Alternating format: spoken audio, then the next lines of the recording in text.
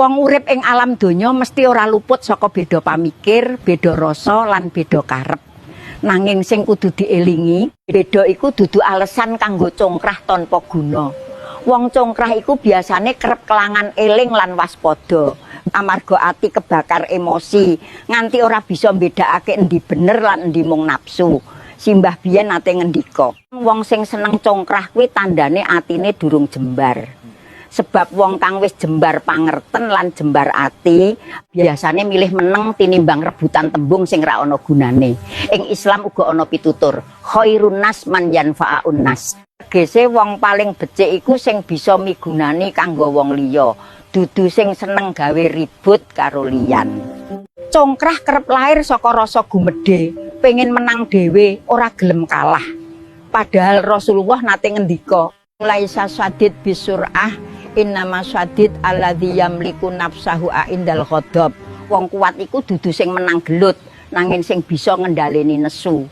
Mula wong sing gampang congkrah sejatine lagi diuji babagan sabar lan kendali diri. Ing kawruh Jawa, wong sing seneng congkrah diarani durung tekan eling lan waspada. Eling marang asal usul, waspada marang akibat. Tembung sing metu saka cangkem iku kaya panah, yen wis meluncur ora bisa ditarik maneh. Mula aja gampang gunakake tembung kasar, amarga bisa nglarani ati lan nyebabake pepisahan.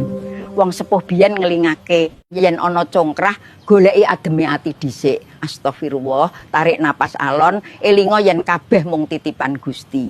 Amarga saben masalah mesti ana dalan tentrem yen dirampungi nganggo ati adem lan pikiran bening. Kadang wong congkrah kuwi ora ngerti yen wektu lan sing dienggo rebutan iku sejatine nyuda berkah urip. Wong sing sregep ngalah dudu kalah. Ana unen-unen ngalah luhur wekasane. Ing Arab ana tembung as-sulhu khair. Tegese rukun iku luwih apik tinimbang terus permusuhan. Mula yen ketemu wong congkrah aja langsung dibales congkrah maneh. Yen geni dilawan, geni bakal tambah gede, ning yen geni ketemu banyu bakal mati.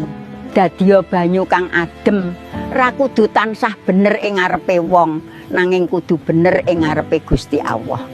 Allahumma alif baina qulubina, mugi Gusti nyawijikake ati-ati kita supaya adoh saka congkrah lan cedhak karo katentreman.